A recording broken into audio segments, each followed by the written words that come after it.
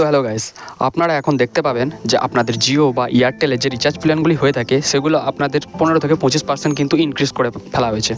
তো আপনারা এখন দেখতে পাবেন যে বিএসএনএল ভারত সরকার প্রদত্ত যে ইন্টারনেট বিএসএনএল, যেটা আপনাদের আশেপাশের এলাকায় দেখবেন 3G বা 2G হিসাবে পাওয়া যায়, কিন্তু সেই রাউটার সেই বিএসএনএলের প্ল্যান যেহেতু 275 টাকা না হয় 70 টাকার মধ্যে আপনারা কিন্তু 2 GB পার ডে এবং 45 দিন পর্যন্ত ভ্যালিডিটি পেয়ে যাবেন।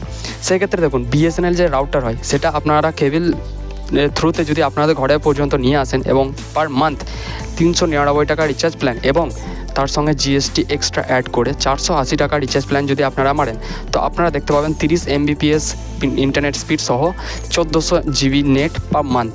আপনারা ডাউনলোড আনলিমিটেড থাকবে, আপনারা সারা বছরটা সারা মাসটা চালাতে পারবেন এবং সেটা আসে পোস্টপেডের থ্রুতে। এবং দেখুন, আপনি খোঁজ নিয়ে আশেপাশে দেখতে পারবেন যে সেটা ফ্রিতে ইনস্টল করা হয়েছে।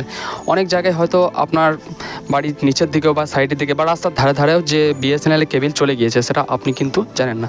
তো দেখুন এবং খোঁজ নিয়ে দেখতে পারেন যে আপনাদের যে বিএসএনএলের রাউটারে কিন্তু স্পিড ভালো, স্পিডটা কিন্তু অবশ্যই ভালো। আপনি দরকার পড়লে আপনার যদি আশেপাশে কাউরি লাগানো থাকে তো আপনি গিয়ে দেখতে পারেন যে সেটা স্পিড কিন্তু যথেষ্ট পরিমাণে ভালো। সেটার থ্রুতে আপনি 7টা মোবাইল ফোন এবং একটা এলসিডি টিভি বা ধরুন যে টিভিতে বা ল্যাপটপ বা কম্পিউটার আপনি যে কোনো জায়গাতেই ব্যবহার করতে পারেন। দেখুন আপনি যদি একটা জিওতে 2 GB পার ডে হিসাবে রিচার্জ করেন তাহলে একটা ফোনে আপনার 2 GB ইন্টারনেট দেওয়া হয় এবং সেই থ্রুতে কিন্তু আপনি আনলিমিটেড 1 মান্থের ইন্টারনেট ইউজ করতে পারবেন। সেটার থ্রুতে কিন্তু আপনি সব বাইকে ইন্টারনেট দিতে পারবেন না, সেটা আপনার 7টা ডিভাইস কানেক্ট হওয়ার পরে কিন্তু আপনার ইন্টারনেট অতটা স্পিড দেবে না। তো আপনি ভেবে দেখুন যে একটা যেটা 30 Mbpsও দেয় কিন্তু সেই Mbpsে কিন্তু টার্নটা যথেষ্ট ভালো, কারণ সেটা আসছে রাউটার বা কেবলের থ্রুতে, সেটা ডাইরেক্ট টাওয়ার থেকে আসছে। তো দেখুন ভেবে কোনটা ভালো হবে। Thanks for watching. Please subscribe our channel for more informational video.